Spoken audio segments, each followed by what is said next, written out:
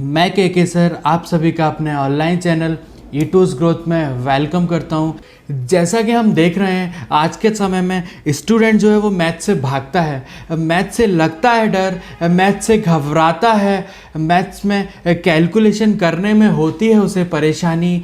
तो मैं आया हूं आपके मैथ से डर को दूर भगाने, आपकी घबराहट को दूर करने, आपकी कैलकुलेशन को आसान बनाने, आपके कैलकुलेशन में होने वाली परेशानियों को दूर करने। तो मैं आप सभी का अपने ऑनलाइन चैनल E2's ग्रोथ पे वेलकम करता हूं और मैं आपको एश्योर करता हूं कि मैं आप बेस्ट कंसेप्ट और बेस्ट कंटेंट प्रोवाइड कराऊंगा। मैंने कुछ वीडियोस डाल रखी हैं, आप वो वीडियोस देखिए, समझिए मेरे पढ़ाने का तरीका। मैं स्टूडेंट को सबसे पहले उस टॉपिक का कॉन्सेप्ट बताता हूँ, यानी कि उस टॉपिक के जितने भी कॉन्सेप्ट हैं मैं उसके करता हूँ मजबूत, फिर उस पर बेस्ड कराता हूँ सवाल, सिखाता हूँ कैसे लेते हैं क्वेश्चन की अप्रोच को जिससे सवाल बनेगा आसान, और कैसे करते हैं अपने कॉन्सेप्ट को अप्लाई क्वेश्चन में। वो सारी चीज़ मैं बच्चे को सिखाता हूँ जिससे अपने आप ही उसका मैथ से डर होगा दूर और उसको आएगा कॉन्फिडेंस, पढ़ने में मज़ा आएगा तो उसका मन लगेगा और कैलकुलेशन बनेगी आसान। तो चलिए, मैंने इस वीडियो के साथ कुछ वीडियो के अपने पार्ट्स डाल रखे हैं, कुछ प्रीव्यू डाल रखे हैं, थोड़ी स्पीड ज़्यादा रखी है मैंने उसकी ताकि आप जल्दी से मेरे ज़्यादा से ज़्यादा पार्ट को देख पाएँ। ठीक है, तो आप देखिए, अगर मेरी वीडियो पसंद आती है तो उसे लाइक करें, शेयर करें और मेरे चैनल को सब्सक्राइब करें। ठीक है, चलिए। यानी कि एक एक चीज, एक एक टॉपिक, एक एक कॉन्सेप्ट हमने बहुत बेहतरीन तरीके से सीखा है। अगर आपने अभी तक वीडियो नहीं देखी है तो वीडियो के डिस्क्रिप्शन में लिंक दिए हुए हैं, अब वहां जाके आप लिंक के थ्रू वीडियो देख सकते हैं, या फिर यूट्यूब में E2's ग्रोथ सर्च करिए, सब्सक्राइब कीजिए और मेरी वीडियोस देखिए और टॉपिक की जानकारी, उस कॉन्सेप्ट को मजबूत बनाइए। ठीक है, तो चलिए उसी अंदाज में आगे बढ़ते हुए एक नया टॉपिक शुरू कर रहे हैं, स्टार्ट कर रहे हैं। टॉपिक का नाम है एरिया रिलेटेड टू सर्कल, यानी कि वृत्त से संबंधित क्षेत्रफल। ठीक है, तो कैसे हैं आप सभी? आशा करता हूं सभी बढ़िया होंगे। तो जैसा कि बहुत ही संघर्ष भरा समय है, इस कोरोना ने सब डामाडोल कर दिया है, सारी चीजें अस्त व्यस्त हो गई हैं। ठीक है, तो कोई बात नहीं, जिंदगी हर एक मोड़ पे आसान नहीं होती, जिंदगी हर एक मोड़ पे आसान नहीं होती, कभी उतार तो कभी चढ़ाव आते ही हैं। तो क्या समझे कि परिस्थितियां कभी एक सी नहीं होती, परिस्थितियां एक सी नहीं होती, हानि लाभ, समय बुरा अच्छा सब आता जाता रहता है। ठीक है, गुजर जाएगा ये दौर, गुजर जाएगा ये दौर, उसका सामना करते करते कभी अच्छे दिन भी आएंगे, अच्छा दौर भी आएगा और बुरा समय गुजर जाएगा।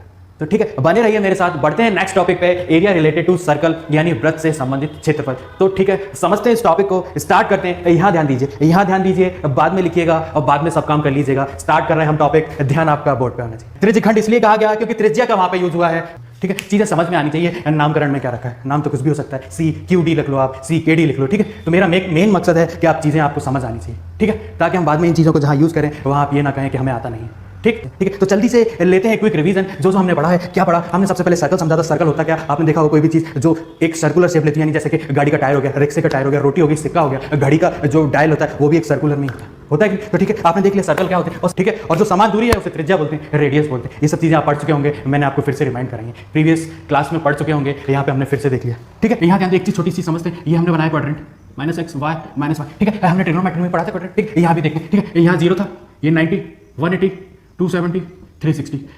ठीक, यहां से यहां तक का एंगल 90, यहां से यहां तक का 180, यहां से यहां तक का 270, यहां से यहां तक का, यहां से यहां तक का 360। ठीक है, यहां से शुरू हुए, यूं चले और यहां आ गए, ये बना 360। यानी कि एक जो सर्कल है ना, वो अपने आप में 360 डिग्री का एंगल कंप्लीट करता है। थीटा वाले हिस्से को बाहर निकाल लिया, तो बचा हुआ एंगल क्या होगा? बचा हुआ एंगल आप बताएंगे 360 माइनस थीटा। होगा कि नहीं होगा? होगा कि नहीं होगा? होगा ना। अब आगे बढ़ते हैं।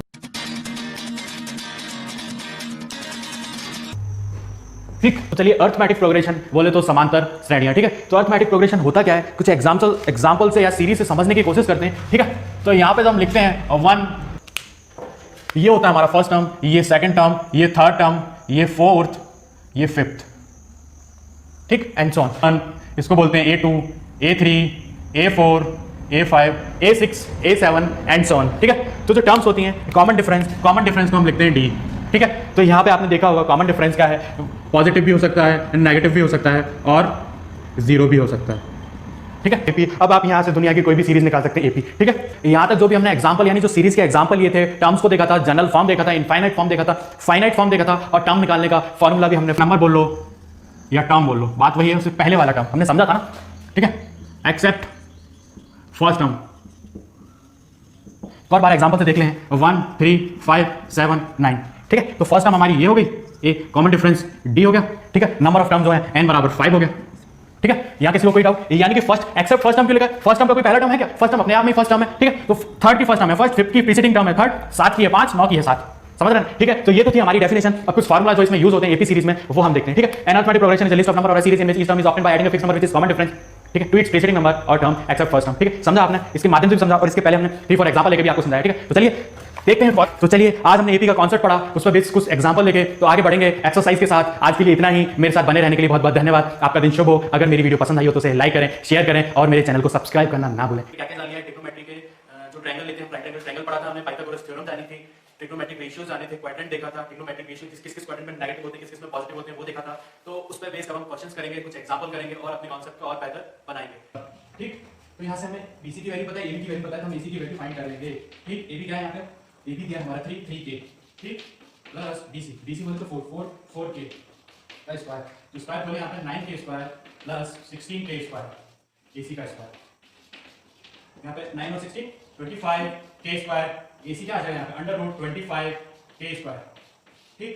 25 का स्क्वायर रूट 5 हो जाएगा और के स्क्वायर का के हो जाएगा। तो यहाँ से हमें एसी की वैल्यू मिल गई क्या ही 5 के, तो हम यहाँ पे लिख लेंगे एसी की वैल्यू क्या ही 5 के, ठीक। तो हम यहाँ पे साइन क्या लिखेंगे, साइन हमको मिलेगा, साइन मिलेगा सामने वाली साइड अपॉन हाइपोटेनस, तो 4 के अपॉन 5 के, ठीक है। यहाँ से के कैंसिल आउट, 4/5 यहाँ पे साइन, ठीक। और cos a की वैल्यू क्या होगी, cos a की वैल्यू होगी ab अपॉन हाइपोटेनस, तो 3 के अपॉन 5 के से के कैंसिल आउट 3/5, ठीक है। तो ये था हमारा सेकंड एग्जांपल। तो सेकंड एग्जांपल में क्या दिया था एक बार देखते हैं। टेन हमें दिया था, टेन से हमें साइड होना चाहिए थी परपेंडिकुलर अपॉन बेस, ठीक है। हमने सबसे अब लिखना है हमें सीरीज, कैसे लिखते थे, a first term, a plus D second, a plus 2d, a plus 3d and so on. लिखते थे कि नहीं? तो लिखते हैं एपी, a फर्स्ट टर्म हमारे पास 4 है, ठीक। 6 कॉमन डिफरेंस है, 6 इसमें ऐड करेंगे 10, इसमें ऐड करेंगे 16, इसमें 6 ऐड करेंगे 22, इसमें करेंगे 28, इसमें करेंगे क्या आएगा 34, हाँ 8 होते 14, इसमें करेंगे तो 40, इसमें करेंगे तो 46 एंड सो ऑन, 52, 58, 6 ऐड करो इसमें क्या आएगा 64 and so on. This is AP we have from given condition, ठीक है। कंडीशंस दी थी ना, उनके माध्यम से हमने ए और डी फाइंड किया और सीरीज हमने लिखी, ठीक है। तो चेक कर सकते हैं आप 1 2 3 4 5, फिफ्थ टर्म हमारी है 6 7 टर्म हमारी है, ठीक है। क्या इन दोनों का डिफरेंस 12 के बराबर आ रहा है या नहीं? देख लो 40 माइनस 28 क्या होगा, ये 12 होगा, ठीक, जो कि हमें गिवन था, ठीक है। यहाँ से हमने प्रूफ भी कर लिया। और जो हमारी एपीआई 4 10 16 22 28 एंड सो ऑन, ठीक है, ये हमारी एपी है इन गिवन कंडीशंस के थ्रू, ठीक है। तो बढ़ते हैं नेक्स्ट क्वेश्चन पे, क्वेश्चन नंबर 17। क्वेश्चन नंबर 17 क्या कह रहा है, find the 20th term from the last term of the AP 3 8 13 and so on up till 253, ठीक है। क्वेश्चन क्या कह रहा है, समझते हैं क्वेश्चन को। क्वेश्चन कह रहा है कि लास्ट टर्म से 20th टर्म बतानी है, यानी कि पीछे से 20वीं टर्म क्या होगी वो हमें बतानी है। बहुत आसान है। एक तो तरीका ये है, दो तरीके हैं इसके पास। क्या है इसे, पहले तो लिखते हैं सॉल्यूशन, क्या होगा इस एपी का सॉल्यूशन। एपी हमें क्या गिवन है 3 8 13 और 253, ठीक। अब हमें पूछ रहा है find the 20th term from the last term, यानी कि इधर से 20वीं टर्म बतानी है हमें, ठीक। एक दो तरीके सवाल को करने के, आप सुन लीजिए कैसे करेंगे। पहले तो सबसे पहले हम n फाइंड करेंगे, ठीक। n निकल जाएगा, n की कुछ वैल्यू आएगी, लास्ट से 20 माइनस करेंगे उसमें से, ठीक है। तो लास्ट से जब 20 माइनस करेंगे तो वो टर्म हमें पता चलेगी कि वो 20th टर्म है, ठीक है। जब हम इन दोनों एरिया में लाके इसमें फिल करेंगे तो h स्क्वायर के बराबर आएगा। तो यहीं से हमें पता चलता है कि जो h स्क्वायर है वो p square plus b square के बराबर होता है। इसलिए हम कहते हैं कि पाइथागोरस थ्योरम होती है वो इसकी इस हाइपोटेनस के स्क्वायर बराबर होता है परपेंडिकुलर साइड के स्क्वायर प्लस b स्क्वायर यानी बेस के स्क्वायर, बेस के स्क्वायर। तो चलिए आगे हम बढ़ते हैं, एक और चीज देखते हैं ट्रिग्नोमेट्री में, क्वाड्रेंट। तो एक और चीज जो हमने एक पार्ट कोऑर्डिनेट ज्योमेट्री से लिया हुआ है वो है क्वाड्रेंट। क्वाड्रेंट जैसा कि नाम होता है, क्वाड मतलब 4 यानी कि 4 क्वाड्रेंट, ये फर्स्ट क्वाड्रेंट, ये सेकंड क्वाड्रेंट, ये थर्ड क्वाड्रेंट, ये फोर्थ क्वाड्रेंट। तो हम क्वाड्रेंट क्यों पढ़ रहे हैं, तो क्वाड्रेंट का बहुत बड़ा सिग्निफिकेंस है ट्रिग्नोमेट्री में। कैसे कि हम आगे आने वाले वीडियोस में अपने ट्रिग्नोमेट्रिक रेशियोज देखेंगे, उन रेशियो कौन से क्वाड्रेंट में कौन सा रेशियो पॉजिटिव होता है, कौन सा नेगेटिव होता है, तो उस चीज को समझते हैं हम। चलिए, तो ये अपनी एक्स एक्सिस है, हमने पढ़ा है कि हम जो कुछ भी डिस्टेंस है पॉजिटिव एक्स एक्सिस की तरफ चलते हैं इधर, तो ये डिस्टेंस हमारा पॉजिटिव होता है। नेगेटिव की तरफ चलते हैं तो ये डिस्टेंस हमारा नेगेटिव होता है। अगर डाउनवर्ड चले वाई एक्सिस पे तो ये नेगेटिव होता है, अपवर्ड चले वाई एक्सिस पे तो ये भी पॉजिटिव होता है। तो हमने देखा कि कोई भी लाइन है इस पे चलते हैं पॉजिटिव एक्सिस पॉजिटिव होता है, वाई पे चलते हैं अपवर्ड साइड तो पॉजिटिव होता है, नेगेटिव साइड नेगेटिव होता है, डाउनवर्ड भी नेगेटिव होता है। तो चलिए अब हम ट्रिग्नोमेट्रिक रेशियोज पढ़ते हैं, फिर हम उनको क्वाड्रेंट में देखेंगे कि कौन सा रेशियो कहां नेगेटिव होता है कहां पॉजिटिव होता है। तो अब हम ट्रिग्नोमेट्रिक रेशियो जानते हैं, क्या चीज होती है ट्रिग्नोमेट्रिक रेशियो, क्या होता है, the ratio of sides of a right angle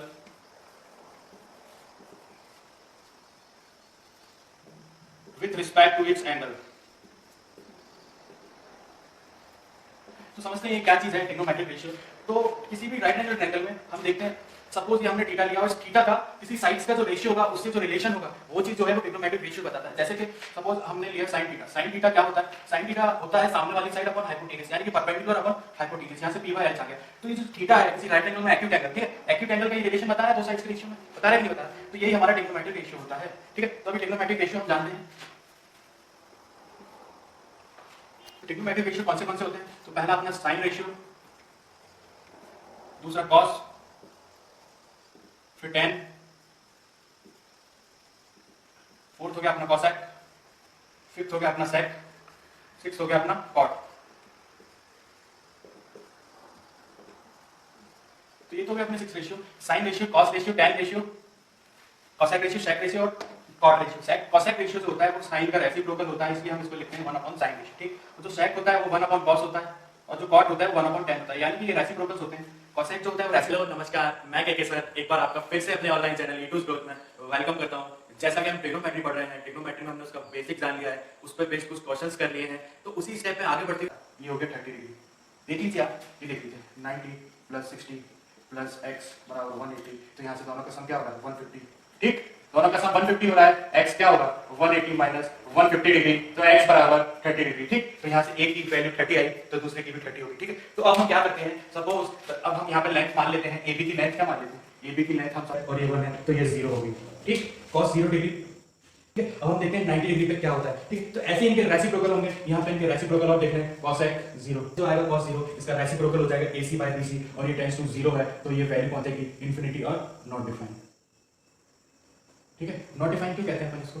not defined इसलिए कहते हैं क्योंकि 0 की किसी भी वैल्यू, यानी कि 0 किसी में भी डिवाइड देता है तो वो सर्टेन नहीं है कि ऊपर वाली संख्या क्या है, क्या मेजरमेंट है उसका, इसलिए यहाँ नॉट डिफाइंड होता है, ठीक है। क्योंकि देखो जब हम देखते हैं समथिंग अपॉन 0 0 आया, ठीक, माना कि 2 है, 3 है, 4 है, यानी कि हम 2 का इंटू 0 में कर रहे हैं तो 0 आ रहा है, 3 का इंटू 0। क्या कह रहा है सवाल? यहाँ ध्यान दीजिए, यहाँ ध्यान दीजिए क्या बोल रहा है। एक एपी सीरीज है, उसमें क्या है, n टर्म्स का जो सम है वो n टर्म्स के बराबर है और हमें क्या बताना है, शो करना है the sum of its n + n terms is 0, ठीक है। तो क्या होता है, सबसे पहले यहाँ ध्यान देंगे आप सभी, यहाँ देखिए, यहाँ देखना है सॉल्यूशन। n टर्म्स के लिए क्या लिखते थे, सम का फॉर्मूला n टर्म्स के लिए क्या होता है, Sn = n/2 2a + n - 1 × d, ठीक। क्वेश्चन को देख के घबराना नहीं है, ठीक है। जो वो कह रहा है उसको लिखते जाना है, जो गिवन है वो लिखना है, जो पूछा है वो लिखना है, ठीक है। सबसे पहले हमें लिखना है जो गिवन है, ठीक। चलिए यहाँ देखते हैं क्या दिया था, m टर्म्स ऑफ AP का सम बराबर है इट्स n टर्म, ठीक है। यहाँ ध्यान दो, आप कंफ्यूज इसलिए हो गए, ये जो n है ना ये तो यूनिवर्सल है कि नहीं। हम यहाँ कुछ भी रख सकते हैं, a रख सकते हैं, b रख सकते हैं, c रख सकते हैं, 1 रख सकते हैं, 2 रख सकते हैं, 3 रख सकते हैं, है कि नहीं। ऐसे ही एक बार ये m दिया है, यहाँ ध्यान देंगे, एक बार m दिया है, एक बार दिया है n + n, है कि नहीं, है कि नहीं। ये तो ये कोई AP सीरीज है, जैसे हम लिखो A1 A2 A3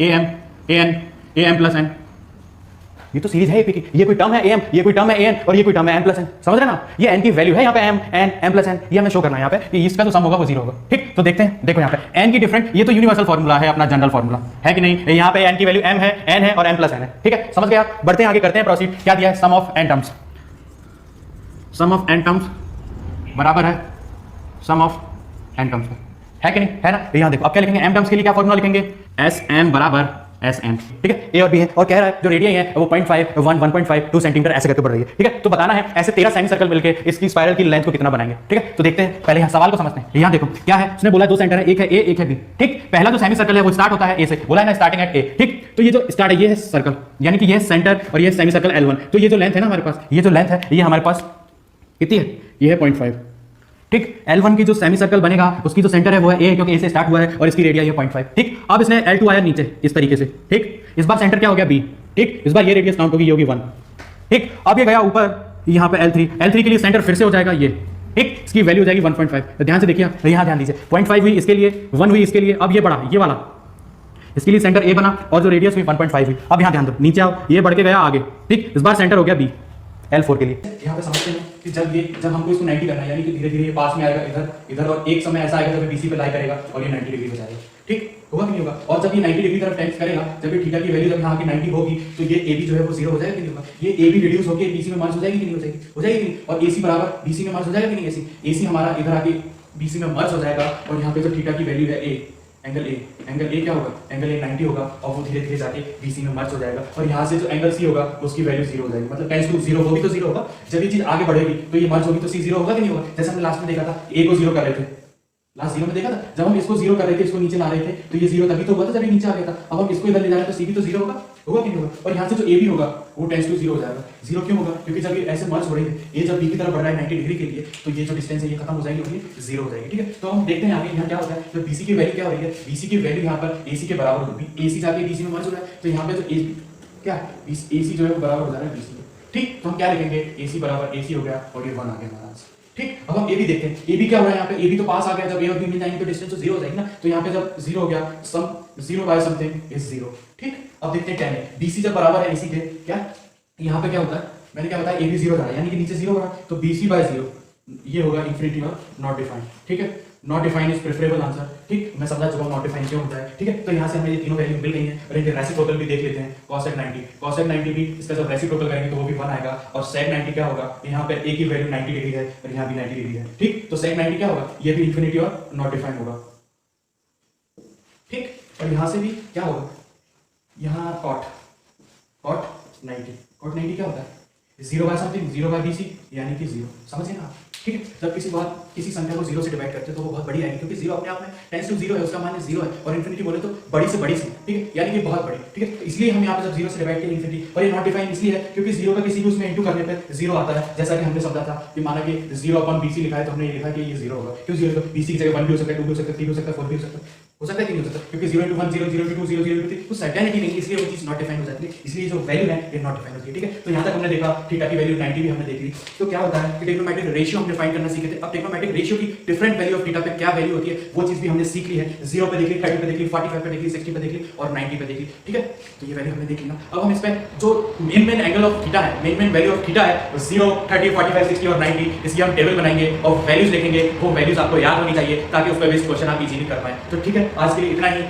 मेरे साथ बने रहने के लिए बहुत बहुत धन्यवाद। मेरी वीडियो को लाइक कीजिए, शेयर कीजिए, कमेंट कीजिए और मेरे चैनल को सब्सक्राइब कीजिए, जिससे ज़्यादा से ज़्यादा बच्चे मेरे से जुड़ सकें और पढ़ सकें। ठीक है, तो आज के लिए इतना ही। ओके, धन्यवाद। हेलो, नमस्कार, मैं के सर। तो एक्स एक्सिस का जब हम एक्स एक्सिस के हिसाब से जब एंगल देखेंगे तो ये 0 आएगा, क्योंकि आपस में मर्ज हो रही है। जैसे जैसे ये ऊपर बढ़ा, ये 90 हो गया, ये 180 हो गया, ये नीचे आया तो 270 हो गया, अगेन ये फिर से नीचे से आगे कंप्लीट हुआ तो ये 360 हो गया। ठीक है, ठीक है ना। तो आगे देखते हैं। तो यहाँ पे हमने देखा थीटा की जो एंगल की वैल्यू होती है 0, 90, 180, 270 और 360। ठीक है, तो हम क्या देखें कि जो हमारा फर्स्ट क्वाड्रेंट है उसमें 0 डिग्री प्लस थीटा और 90 डिग्री माइनस थीटा। यहाँ तक समझ आ रहा है? 0 से बड़ा और 90 से छोटा, ये वैल्यू थीटा की फर्स्ट क्वाड्रेंट में लाई करेगी। ठीक है, now come in the second quadrant. ये हमारा सेकंड क्वाड्रेंट है, इसमें हम देख रहे हैं आगे बढ़ते हैं एक्स एक्सिस से हम धीरे धीरे जब आगे बढ़े, यहाँ 90 आया और इधर 90 से प्लस हुआ, तो ये चीज हो गई 90 प्लस थीटा। ठीक है, ये चीज हमारी हो गई 90 प्लस थीटा, जो कि 180 है। और निकालेंगे ना, तो AC को यहाँ भेज दीजिए और 2 को वहां भेज दीजिए। यहाँ से AC की वैल्यू आएगी 10 सेंटीमीटर। आगे कि नहीं? आ गई ना। यहाँ से हमें BC पता चला और यहाँ से AC पता चला। ठीक है, और एक और मेथड यहाँ पे हम ऐसे भी निकाल सकते हैं, AC का स्क्वायर इक्वल टू AB का स्क्वायर प्लस BC का स्क्वायर। कैसे? पाइथागोरस। AC हमें फाइंड करना है, ये भी हमारे पास है 5 सेंटीमीटर और ये हमारे पास 5√3 का होल स्क्वायर। ठीक है, 25 प्लस 75, 75 क्यों? 5 सबसे 25 और √3 का 3 आएगा, तो 25 × 3 75। यहाँ से ऐड कर लीजिए, ये आया 100, अंडर रूट ले लीजिए दोनों साइड, 10 आ गया। आपके पास दोनों तरीके हैं, लेकिन कॉन्सेप्ट हमने अभी ये वाला पढ़ा है ना, ट्रिग्नोमेट्रिक रेशियो की किसी स्पेसिफिक वैल्यू ऑफ एंगल पे, तो हमें वो वैल्यू रखनी है, ये हमें वैल्यू टेबल से याद करनी है और आपको सारी वैल्यूज याद होनी चाहिए, जिससे आप जल्दी से सवाल कर पाएं। ठीक है, तो हमने एक एग्जांपल देखा और एक और एग्जांपल देखते हैं